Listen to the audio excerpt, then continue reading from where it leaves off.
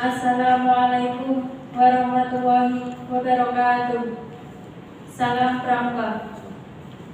Puji syukur kehadiran Allah Subhanahu wa Ta'ala atas segala limpahan rahmat dan karunia-Nya pada hari ini, Sabtu 1 Mei 2021.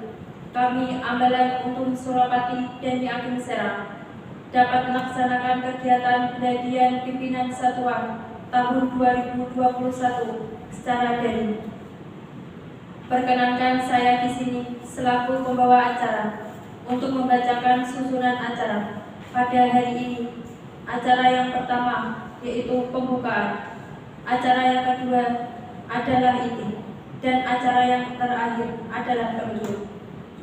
Marilah kita buka kegiatan ini dengan membaca basmalah bersama. Bismillahirrahmanirrahim. Dilanjutkan acara yang kedua adalah inti, penyampaian materi yang disampaikan oleh Kak Nurul Abdul Rahim selaku Dewan Ambalan Angkatan 16.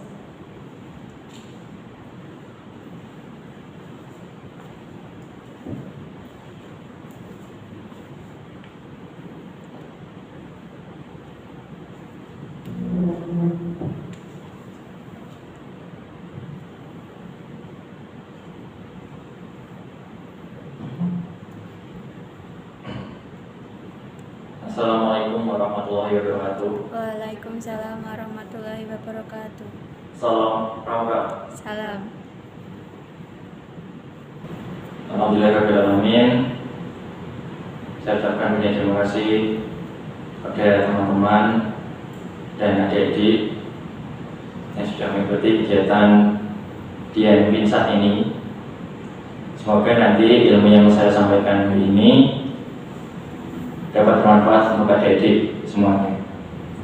Di materi hari ini saya akan menyampaikan yaitu materi pola mekanisme pembinaan pramuka penegak dan panitia. Dasar dasar yang akan kita bahas yaitu apa sih gerakan pramuka. Nah, gerakan pramuka adalah salah satu organisasinya. Gerakan pramuka adalah organisasi kepanduannya. Salah satu organisasi kepanduan yang mempunyai dasar hukum, yaitu diatur dalam Undang-Undang Nomor 12 Tahun 2010. Kemudian kepramukaan. Apa sih kepramukaan? Kepramukaan adalah proses pendidikannya. Jadi tadi organisasi adalah gerakan pramuka, kemudian proses pendidikannya adalah namanya kepramukaan.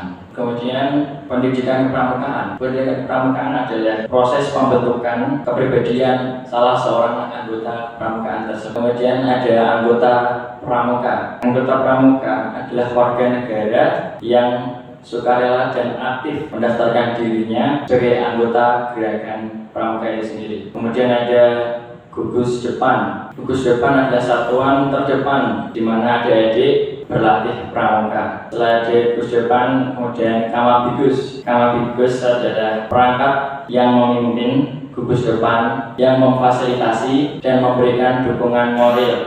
Kemudian ada ambalan. Ambalan adalah satuan organisasi dalam pramuka penegak yang terhimpun dari beberapa sangga yang diikuti oleh para pimpinan sangga itu sendiri dan diketuai oleh pradana. Kemudian ada pembina. Pembina adalah anggota dewasa yang membina adik-adik di gugus depan masing-masing. Sasaran pembinaan. Sasaran pembinaan yang pertama itu adalah melaksanakan kewajiban agama. Contoh melaksanakan kewajiban agama adalah melaksanakan sholat 5 waktu. Misalnya, kalau yang agama Islam ya, melaksanakan puasa, membayar zakat. Nah, contohnya seperti itu. Yang kedua, menyampaikan rasa syukur dengan mengingat keimanan dan ketakwaan terhadap Tuhan Yang Maha Esa. Kita harus bersyukur atas limpahan rahmat yang telah diberikan oleh Allah Subhanahu wa Ta'ala, di mana kita dapat berkegiatan berpramuka dimanapun saja dalam keadaan sehat walafiat, tak kurang suatu apa. Ya, kita harus bersyukur. Yang ketiga adalah menghormati orang yang berbeda percayaan. Jadi, teman-teman misal anggota pramukanya di gugus depan atau teman sekelas lah, mungkin ada yang berbeda agama. Bagaimana sih adik-adik untuk mengajarnya berpramuka misal. Kemudian yang keempat ada menghormati orang yang berbeda pendapat. Nah, di pramuka ini kita sering melaksanakan yaitu musyawarah, dan musyawarah tersebut kita dapat menyampaikan pendapat, menyampaikan mungkin masukan, usulan, dan kita di musyawarah tersebut kita mencapai mufakat musyawarah. Kemudian yang kelima ada mampu berinteraksi dengan lingkungan. Nah, jadi seperti tunas kelapa yang dapat tumbuh di mana saja. Di warna pramuka bisa berinteraksi dalam lingkungan manapun dan dimanapun. Yang keenam ada peduli terhadap lingkungan. Nah, contoh untuk pramuka Panegak sendiri ada perkemahan Wita Karya. Nah, contoh itu adalah salah satu perkemahan yang dilaksanakan untuk bakti kepada masyarakat dan lingkungan. Dan yang ketujuh ada berinovasi dan kreasi dalam bidang ilmu pengetahuan dan teknologi. Nah, di sini adik-adik akan diajarkan dalam pramuka adalah keterampilan ketangkasan. Nah, ini adik-adik akan diajari membuat naskah karya, membuat mendaur ulang dari bahan bekas misalnya. Seperti itu. Dan yang terakhir ada mengendalikan emosi diri dan emosi orang lain. Ini yang agak sulit ya, adik-adik. Mungkin ada teman-teman adik-adik yang sulit lah ditenangkan kalau sedang marah. Mungkin suka emosian, emosi diri tidak bisa terkendali sendiri. Nah, di pramuka ini adik-adik bisa ajak teman-teman adik-adik yang seperti itu. Kita ajak untuk bergabung dalam pramuka. Nah, dalam pramuka ini mereka akan mendapatkan suatu bimbingan atau pembinaan supaya mereka tidak seperti itu, misalnya emosian misalnya, suka marah. Nah, di sini di pramuka malah banyak senang-senangnya jadi. Untuk pramuka SMK kedua sendiri kita sudah melaksanakan yaitu 4 nanti akan dijelaskan lewat slide yang selanjutnya ya. Prinsip pembinaan. Nah, prinsip pembinaan ini dibagi menjadi 3, yaitu bina diri, bina satuan, kemudian bina masyarakat. Nah, bina diri ini sendiri adik-adik belajar melalui gerakan pramuka ini untuk dididik akan terjun di masyarakat seperti itu. Seperti bina satuan, bina masyarakat nanti akan dididik, diajarkan kepada adik-adik wadah pembinaan dan pelaksanaan pembinaan. Untuk wadahnya sendiri ada beberapa wadah adik-adik. Jadi kalian sendiri akan diajarkan dari gugus depan masing-masing. Kemudian ada satuan karya dan ada kelompok kuartir seperti dewan kerja. Untuk satuan karya sendiri ada banyak adik-adik. Jadi adik-adik tidak hanya aktif di gugus depan saja, namun juga ikut serta dalam satuan karya. Di Kabupaten Grobogan sendiri, di Kawasan Grobogan ada 8 satuan karya. Salah satunya ada Saka Bayangkara, Saka Wanabakti, Saka Wirakartika, Saka Bakti Usada, Saka Widya Budaya Bakti, Saka Kencana, Saka Taran Bumi, dan Saka Palpataru. Tadi sudah dijelaskan tentang satuan karyanya ya. Untuk ini adalah kelengkapan kuartir. Kelengkapan kuartir contohnya adalah dewan kerja. Untuk di gugus depan pramuka Panegak sendiri ada namanya Dewan Ambalan. Dewan Ambalan ini terdapatnya hanya di gugus depan pramuka Panegak ya, Dewan Ambalan. Jadi kalau di Racana Pandega itu adalah Dewan Racana. Jadi Panegak dan kalau Panegak Ambalan, kalau Pandega Racana. Jadi kalau di Panegak Dewan Ambalan, di Pandega Dewan Racana. Kalau di kuartir ranting namanya Dewan Kerja Ranting atau DKR ya. Yang rencana itu warnanya coklat. Kalau tadi yang Dewan Ambalan tadi rencana itu warnanya biru. Kalau yang Pandega Dewan Racana itu warnanya ungu. Dan untuk yang kuartir ranting warnanya coklat. Dan yang untuk yang hijau ya Dewan Kerja Cabang warnanya hijau ya. Dewan Kerja Cabang warna dasarnya hijau. Untuk Dewan Kerja Daerah warna dasarnya merah. Dan Dewan Kerja Nasional warnanya kuning. Materi pembinaan. Nah, dalam adik-adik berpramuka pasti sudah tahu lah apa itu kecakapan. Nah, di sini dalam pola mekanisme pramuka Panegak ini diajarkan yaitu mengerjakan syarat kecakapan umum misalnya SKU. Mungkin adik-adik sudah tidak asing lagi dengan SKU ya, syarat kecakapan umum. Kalau dulu mungkin adik-adik waktu SMP MTS, waktu Panggadang itu adalah SKU-nya Ramu-Rakit Terap ya, Ramu-Rakit Terap itu ada 3 tingkatan. Kalau di Panegak ada 2 tingkatan saja, yaitu syarat kecakapan umum yang batara dan syarat kecakapan umum yang laksana. Setelah adik-adik menyelesaikan syarat kecakapan umum, baru adik-adik bisa menyelesaikan secara kecakapan khusus. Nah, jadi kalau umum adik-adik mungkin sudah banyak menjumpai, seperti contoh saja sholat 5 waktu misalnya, itu ada itu dapat berpuasa, sholat 5 waktu, dan juga dia bekerja bakti di masyarakat. Itu mungkin adik-adik sudah pernah melaksanakan. Jadi adik-adik tinggal minta paraf kepada kakak-kakak pembina adik-adik. Kemudian ada syarat kecakapan khusus itu, adik-adik apabila sudah menyelesaikan syarat kecakapan umum tersebut, adik-adik bisa melanjutkannya untuk uji SKK. Untuk uji SKK sendiri ada banyak adik-adik. Ada SKK tentang gerak jalan, juru berkemah, juru kebun, dan masih banyak lagi. Dan apabila adik-adik sudah lulus dan sudah dilantik, adik-adik akan mendapatkan surat lulus SKU maupun SKK. Jadi ya SKU kalau sudah dilantik antara atau pelaksana pasti dapat surat lulus SKK. Untuk SKK itu pun sama, hanya beda beberapa poin yang di dalamnya. Setelah adik-adik sudah menyelesaikan 2 kecakapan tersebut, yang kecakapan umum tadi SKU dan yang kecakapan khusus tadi SKK, adik-adik dapat mengajukan diri untuk uji pramuka Garuda. Nah, jadi yang sudah penegak laksana nantinya bisa diajukan sendiri adik-adik. Jadi pramuka Garuda itu tidak dipaksa, tapi adik-adik mengajukan diri. Kalau memang siap, jangan ditunggu-tunggu adik-adik, ya. Nah, ini contoh TKK ya adik. Nah, ini contoh tanda kecakapan khusus. Tadi kalau SKK itu adalah syarat kecakapan khusus. Nah, jadi dalam buku SKK tersebut terdapat beberapa TKK yang adik-adik ujikan nantinya. Contoh-contohnya ada di layar itu ya. Ada juru berkemah, gerak jalan, juru kebun, dan juru pengamat, penabung, penjahit, dan masih banyak lagi. Nah, untuk di gambar itu yang saya cantumkan itu hanya yang madya ya. Jadi ada 3 tingkatan, yaitu purwa, yang lingkaran, terus yang madya yang persegi itu ya, yang terakhir utama, tingkat utama atau segi 5. Untuk ukurannya sendiri, untuk yang purwa itu 2,5 cm diameternya. Untuk list kuning di luar itu 2 mili. Sama seperti yang madya dan utama, itu sama diameternya dan panjangnya itu 2,5 cm. Mekanisme pembinaannya, nah ini yang harus saya sampaikan. Sebenarnya yang kemarin adik-adik laksanakan atau ikuti itu adalah penerimaan tamu ambalan sebenarnya adik-adik. Karena masih kondisinya seperti ini, jadi adik-adik mengikutnya langsung 2 kegiatan, yaitu penerimaan tamu ambalan dan pelantikan calon tegak. Kalau yang sebenarnya seperti adik-adik, seperti ada di layar itu.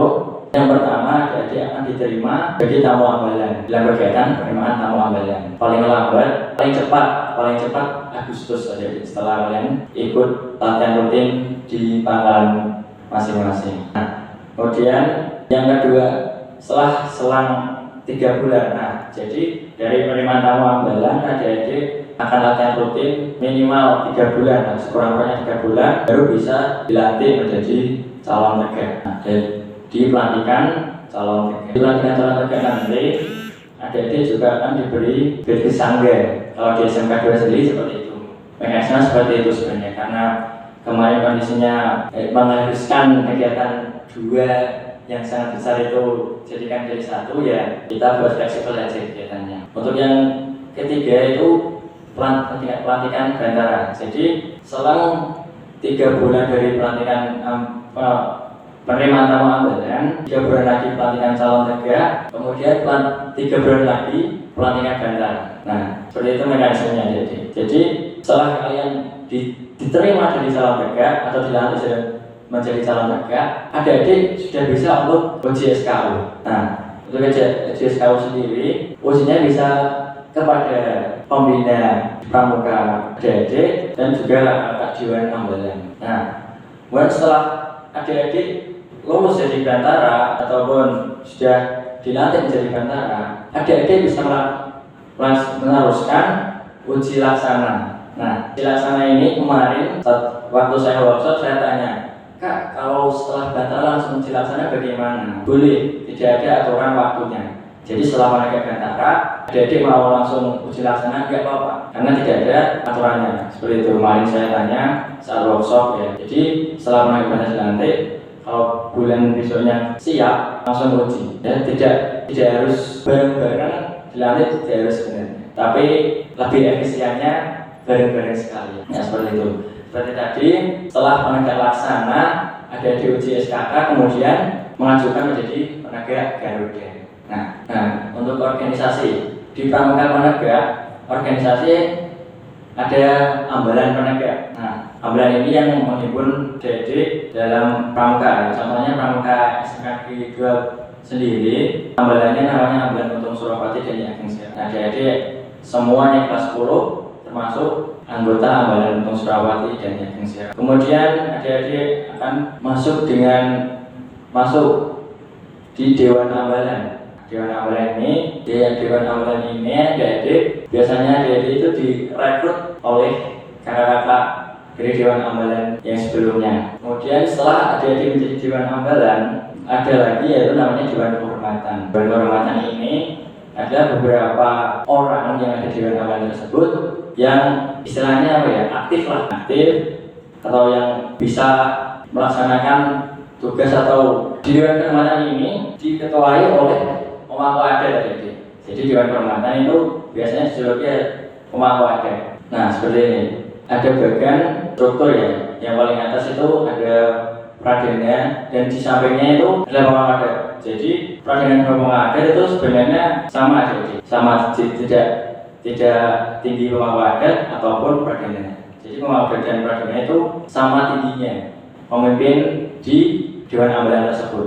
Tetapi di pemangku adat sendiri adalah yang menjadi ketua di Dewan Kehormatan Pramuka tersebut. Nah, kemudian di bawahnya ada kerani atau sekretaris ya, biasanya yang umumnya biasanya sekretaris. Kalau bahasa kerennya ya kerani. Kemudian ada juru uang atau sering disebutnya bendahara. Kemudian ada seksi-seksi, yaitu ada seksi kegiatan, seksi teknik kepramukaan, seksi humas, dan masih banyak lagi. Jadi ada tulisan staf itu ada namanya termasuk anggota ya. Jadi seperti kerani, ada staf kerani itu anggota kerani. Maksudnya kerani 1 dan kerani 2. Seperti itu ya. Untuk kegiatan operasi, staf namanya adalah anggotanya. Jadi dianya adalah ketua bidangnya, staf kegiatan itu adalah anggotanya. Tuh, yuk. Tadi struktur, kemudian ini adalah kegiatan. Prinsip-prinsip kegiatan kita melaksanakan kegiatan itu berdasarkan Undang-Undang Nomor 12 Tahun 2010. Anggaran dasar, anggaran rumah tangga, gerakan pramuka. Metode kegiatan kita juga mendapat dari PDK dan MK. Jadi kita kegiatan tidak asal kegiatan ya, jadi kita juga melaksanakannya dengan dasar. Ada dasarnya kalau begitu. Kemudian bentuk kegiatan kita buat semaksimal mungkin. Jadi peserta atau adik-adik tidak bosan untuk mengikut dalam pramuka ini. Untuk jenis kegiatan sendiri, adik-adik bisa usul kegiatan seperti apa. Misal outbound usul pada kakak kalian, misalnya outbound kan salah satu kegiatan yang menyenangkan. Di situ adik-adik bisa bertukar pikiran lah, memberi masukan, usulan, itu juga bermain, adik-adik juga belajar. Juga ada 4 Korea yang sudah saya bahas tadi. Nah, ada health, happiness, helpful, dan handicraft. Nah, healthy ini adalah kesehatan, happiness bersenang-senang, dan helpful adalah tolong-menolong, dan handicraft adalah keterampilan. Nah, adik-adik melalui 4 hal ini saja adik-adik dapat ilmu yang sangat banyak, apalagi belajar yang materi yang lain. Kemudian ada bagian, nah ini yang sama tadi ya, sama yang alurnya tadi ya, dari tamu ambalan sampai ke laksana. Nah di sini bagian mekanisme pembinaan pramuka penegak. Jadi peta perjalanannya pramuka penegak itu dari awal kalian masuk menjadi pramuka di SMK 2 kalian masih penggalan, usianya masih 16 tahun. Jadi sebenarnya usia 16 itu belum penegak jadi penegak itu usianya dari 17 sampai 20 tahun. Dan kemudian setelah beberapa bulan atau paling cepatnya Agustus jadi kalian akan diterima menjadi tamu ambalan. Setelah menjadi tamu ambalan, selang 3 bulan adik-adik akan dilantik menjadi calon tegak. Kemudian setelah jadi calon tegak tadi uji SKU, kemudian dilantik menjadi penegak Bantara. Jadi setelah pelantikan calon tegak, adik-adik ujinya uji SKU Bantara ya. Jadi jangan langsung laksana. Bantara dulu, baru uji laksana. Jadi setelah uji Bantara itu boleh langsung uji SKK boleh, uji laksana dulu boleh, uji SKK boleh. Jadi tidak ada ketentuan pastinya. Dan setelah laksana, adik-adik bisa mengajukan dirinya pada Pramuka Garuda tadi. Setelah adik-adik umur 21 tahun, baru menjadi Pramuka Pandika. Setelah adik-adik mendengarkan penyampaian materi saya, dari saya tadi ya, pola mekanisme pembinaan Pramuka Penegak dan Pandika SK 176 tahun 2013. Silakan adik-adik buat hashtag karya dari bahan bekas. Contohnya wadah tisu dari kardus misalnya, figura dan masuk banyak lagi. Sekarang adik-adik. Jadi dibuat kemudian difoto cara pembuatannya dan juga hasil akhirnya. Dihitung seminggu, dikirim di Google Classroom paling lambat tanggal 8. Untuk materi pola mekanisme pembinaan Pramuka Penegak dan Pandika SK 176 tahun 2013 mungkin cukup sampai sini. Kalau mungkin saya ada kekurangan, mohon maaf. Mungkin adik-adik ada pertanyaan. Instruksi Kak, izin bertanya. Iya. Nama Intan Khairul Hikmah dari kelas 10 TKJ 2. Iya deh. Izin bertanya Kak, seumpama kalau mau ikut Saka, Iya. tapi kalau nggak aktif di Ambalan itu gimana Kak? Gini ya deh. Dalam satuan karya tersendiri itu pasti ada persyaratan untuk aktif di gugus depan. Nah, jadi apabila gugus depan sudah aktif, baru boleh ikut satuan karya seperti itu. Jadi adik-adik diwajibkan untuk aktif di gugus depan terlebih dahulu, baru bisa ikut satuan karya. Seperti itu adik-adik. Tanya lagi boleh nggak Kak? Silahkan. Untuk uji SKU-nya itu apa harus sama pembina semua? Kalau aturannya itu dengan pembina Pramuka gugus depan adik-adik. Tapi dengan karena mungkin mempersingkat ataupun mempercepat lah, dengan kakak-kakak Dewan Ambalan pun boleh. Terima kasih Kak. Iya, sama-sama. Mungkin cukup itu. Ada pertanyaan lagi? Ada pertanyaan lagi tidak? Kalau tidak, saya tutup materi tentang pola mekanisme ini. Saya lanjutkan. Kak, Iya. izin bertanya. Iya. Kalau mau ikut Bantara itu gimana ya? Nah, mungkin adik-adik kalau sekarang itu belum pernah berangkat sekolah ya. Jadi open recruitment sendiri atau pembukaan pendaftaran itu belum tahu. Nah, jadi adik-adik bisa tanya-tanya teman-teman yang sudah ikut ataupun tanya kakak-kakak Dewan Ambalan yang ada di Pramuka. Jadi dulu sudah pernah Pramuka SMK 2 sudah pernah open recruitment, tapi kalau adik-adik mau ikut lagi silahkan, masih terbuka lebar. Ada pertanyaan lagi tidak? Mungkin cukup ini materi yang saya sampaikan. Mungkin kalau materi saya ada yang kurang atau ada yang salah, mohon maaf. Adik-adik bisa cari sendiri di browsing lah. Apa sih yang nggak bisa zaman sekarang? Adik-adik punya handphone itu digunakan dengan yang baik. Nah, mungkin cukup itu. Saya ucapkan terima kasih banyak. Assalamualaikum warahmatullahi wabarakatuh. Waalaikumsalam warahmatullahi wabarakatuh.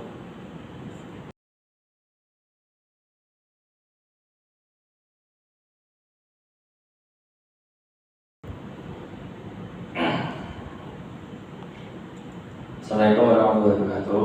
Waalaikumsalam warahmatullahi wabarakatuh. Mas semangat ya di. Ya, masih. Iya. Tadi sudah saya sampaikan tentang pola mekanisme Pramuka Penegak dan Pandika. Sekarang adalah prinsip dasar kepramukaan dan metode kepramukaan. Jadi tadi sudah disampaikan di pola mekanisme Pramuka Penegak dan Pandika tadi SK 176 tahun 2013, yaitu juga mencakup tentang prinsip dasar dan metodenya. Ini adalah saya jelaskan ada beberapa penjelasan ya tentang prinsip dasar kepramukaan dan metode kepramukaan. Prinsip dasar kepramukaan atau PDK yang singkatnya adalah asas yang mendasari kegiatan kepramukaan dalam upaya membimbing watak peserta didik. Contoh-contoh dalam pembinaannya itu yang nomor 1, iman dan takwa kepada Tuhan Yang Maha Esa. Yang kedua, peduli terhadap bangsa dan tanah air dan sesama hidup dan sealam seisinya. Yang ketiga, peduli terhadap diri sendiri. Yang keempat, taat pada kehormatan dan mengamalkan satya dharma pramuka. Nah, fungsi prinsip dasar pramukaan ini adik-adik akan diajarkan dasar-dasar dalam pembuatan kegiatan. Kegiatan yang seperti apa? Ya, contohnya kegiatan yang kemarin itu ya, Primatamu Ambalan. Jadi sudah diberikan materi beberapa, itu sudah termasuk dalam prinsip dasar. Itu adik-adik dituntut untuk mau belajar. Nah, fungsi PDK sendiri yaitu yang pertama adalah norma hidup anggota gerakan pramuka. Jadi adik-adik, fungsi dari PDK adalah untuk norma hidup, tatanan hidup ya, prinsip dasarnya. Kemudian yang kedua adalah landasan kode etik gerakan pramuka. Nah, apa sih kode etik? Dalam kode etik adalah norma-norma ataupun kebiasaan yang dimiliki oleh setiap anggota pramuka. Kode etik ada dua adik-adik, yaitu satya dan dharma, atau janji yaitu trisatya, dan pedoman atau nilai luhur dasar dharma. Nah,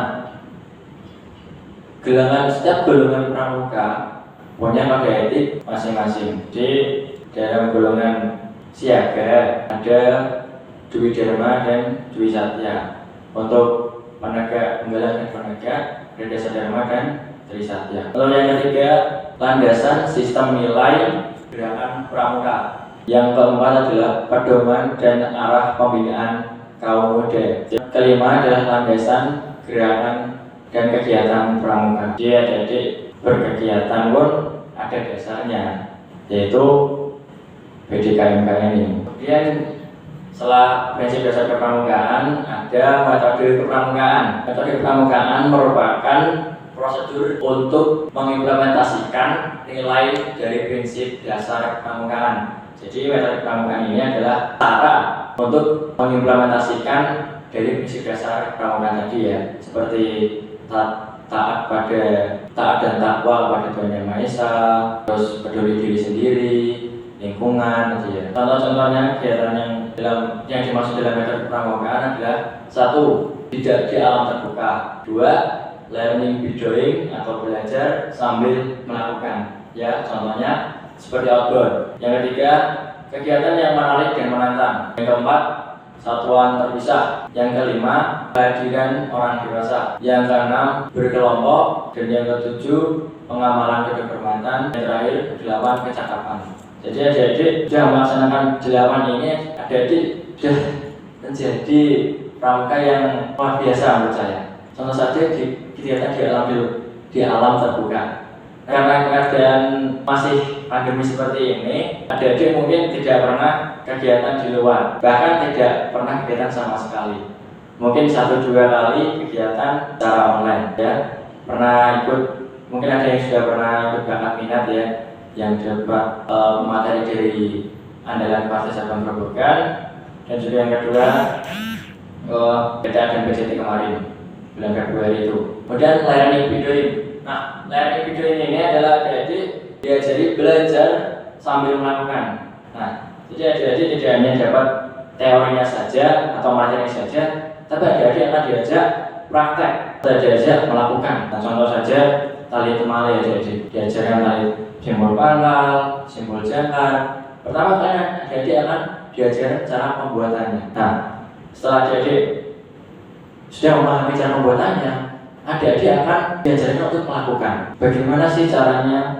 Nah, ini. Jadi adik-adik sudah melaksanakan 2 kegiatan tersebut. Kemudian yang menarik dan menantang. Nah, ini kegiatan yang sering dilakukan anak-anak pramuka. Kegiatan yang menarik dan menantang. Kegiatan yang menarik contohnya outbound tadi, dan juga ada masukan kemarin jadi latihan gabungan juga outbound, latihan gabungan itu masuk kegiatan yang menarik. Untuk kegiatan yang menantang, salah satunya adalah pengembaraan adik-adik.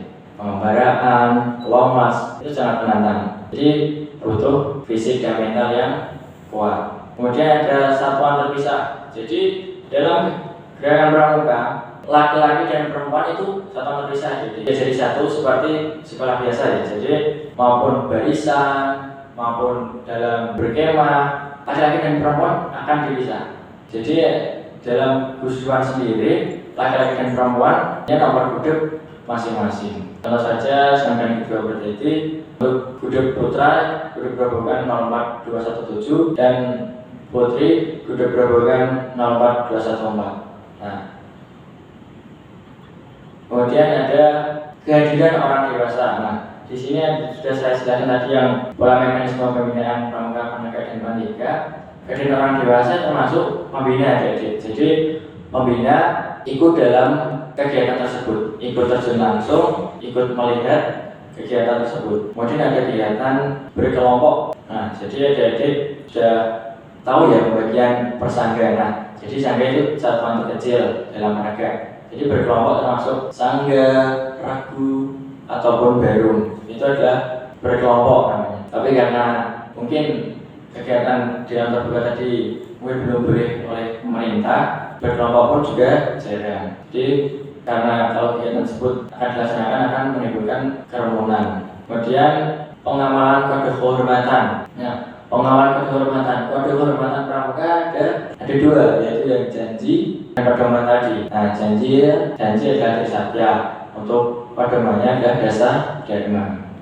Nah, kalau di siaga yaitu ada dwi dharma untuk pedomannya dan janjinya adalah dwi satya. Yang terakhir ada kecakapan. Nah, kecakapan ini sendiri adik-adik akan diuji, yaitu ada syarat kecakapan umum dan ada syarat kecakapan khusus. Jadi akan diujikan dua itu sehingga adik-adik dinyatakan lulus.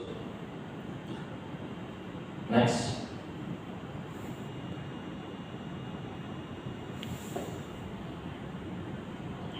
Mungkin cukup itu ya sampai di AMK, hanya dasar-dasarnya saja. Jadi prinsip dasar itu ada dasarnya, jadi metode kepramukaan dan prinsip dasar kepramukaan itu adalah, jadi PDK itu dasarnya, kemudian metode adalah cara untuk melaksanakan prinsip dasar tersebut. Nah, mungkin adik-adik ada yang mau tanya lagi? Itu ya. Kalau tidak ada, langsung saya tutup. Saya ucapkan banyak terima kasih adik-adik yang sudah ikut serta dalam kegiatan Dian Binsat Sarah hari ini yang diselenggarakan tanggal 1 Mei 2021. Semoga ilmu-ilmu atau materi yang saya sampaikan dapat bermanfaat bagi adik-adik semuanya. Saya tutup materi dari saya. Wassalamualaikum warahmatullahi wabarakatuh. Saya serahkan kembali kepada pembawa acara. Terima kasih Kak Nurul Abdul.